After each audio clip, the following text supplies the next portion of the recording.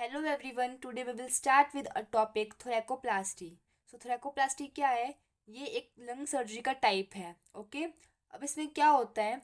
It involves resection of various number of ribs leaving the periosteum in position. अब इसमें क्या है? Ribs है, हम उसको रिमूव कर देते हैं सर्जरी के थ्रू, और जो पेरियोस्टियम है उसको हम वैसे ही लीव कर देते हैं। अब इसमें देखो हम करते क्या हैं, जो 4 to 10 रिब्स है ऑलमोस्ट वो हम रिमूव करते हैं। बट जो फर्स्ट रिब है हम उसको रिमूव नहीं करते हैं। क्यों? क्योंकि इससे स्क्लेनी मसल ये अटैच होता है, और अगर हम इसको रिमूव कर देंगे तो क्या होगा? जो अनअफेक्टेड साइड है उस तरफ नेक और हेड की पुलिंग हो जाएगी, मतलब उस तरफ वो खिंच जाएगा। ठीक है, आता है इंडिकेशंस, मतलब हम कब कब इसको यूज़ कर सकते हैं। थोरैकोप्लास्टी हम कब यूज़ करते हैं, कौन सी कंडीशन में यूज़ करते हैं? तो हम इसको लंग कोलैप्स में करते हैं, क्रोनिक एम्फाइमा एंड पल्मोनरी टीबी। अब इसके बाद आता है कॉम्प्लिकेशन, कि हम जब सर्जरी कर देते हैं उसके बाद कौन कौन सी कॉम्प्लिकेशंस आ सकते हैं। तो फर्स्ट ऑफ ऑल हम डिफॉर्मिटी देखेंगे कि कौन सी डिफॉर्मिटी डेवलप हो जाएगी अगर हम ये सर्जरी कर देते हैं, मतलब इसकी कॉम्प्लिकेशंस। तो डिफॉर्मिटी में elevation and major rotation of shoulder on unaffected side. जो शोल्डर है, जो अफेक्टेड साइड है, सॉरी अफेक्टेड साइड है, उस तरफ क्या हो जाएगा? एलिवेशन और मीडियल रोटेशन हो जाएगा शोल्डर का। ठीक है। C curve concavity on the unaffected side of spine. जो स्पाइन की अनअफेक्टेड साइड है उस तरफ क्या होगा? सी कर्व कॉन्केविटी डेवलप हो जाएगी, और जो ट्रंक है वो अफेक्टेड साइड में बेंड हो जाएगा। उसके बाद पैराडॉक्सिकल ब्रीथिंग, इसमें क्या होगा कि जब इंस्पिरेशन होगा, पेशेंट इंस्पिरेशन करेगा तो जो फ्लैसिड एरिया है वो इनवर्ड मूव करेगा, और जो जब वो एक्सपिरेशन करेगा तो जो फ्लैसिड एरिया है वो आउटवर्ड मूव करेगा। अब इसके बाद ट्रीटमेंट आता है। ट्रीटमेंट में स्ट्रैपिंग और ब्रीथिंग एक्सरसाइज करवाते हैं। ठीक है। अब है पोस्ट ऑपरेटिव फिजियोथेरेपी मैनेजमेंट। तो हम जिस दिन सर्जरी होगी, मतलब on the day of operation we will start the physiotherapy management in thoracoplasty. So इसमें हम करेंगे क्या?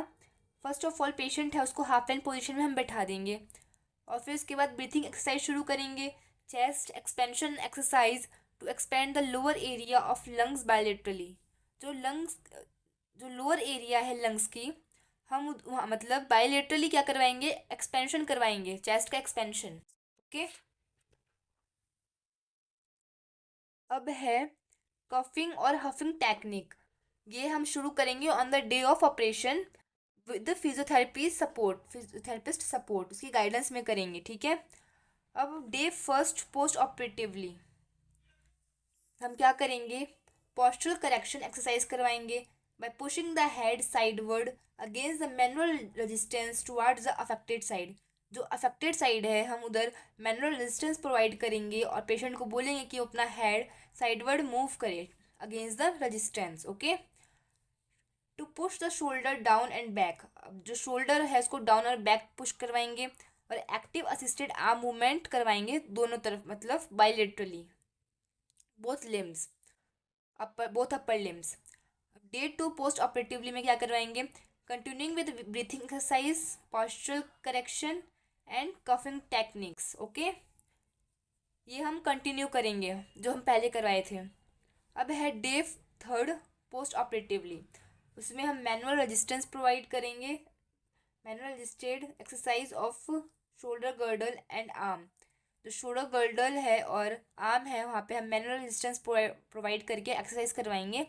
वॉकिंग और स्टेयरकेस क्लाइंबिंग करवाएंगे। अब है डे फोर पोस्ट ऑपरेटिवली, इसमें हम trunk exercise in sitting or aided, मतलब सिटिंग पोजीशन में हम ट्रंक की एक्सरसाइज करवाएंगे। डे 5 सॉरी डे 5 to 7 हम क्या करेंगे? पहले हम करवाए थे डे 4 में सिटिंग में करवाए थे ट्रंक की एक्सरसाइज, अब हम स्टैंडिंग पोजीशन में भी ट्रंक की एक्सरसाइज करवाएंगे। और पोस्चरल करेक्शन इन वॉकिंग, जब पेशेंट वॉक करेगा तब हम उसका पोस्चर करेक्ट करेंगे।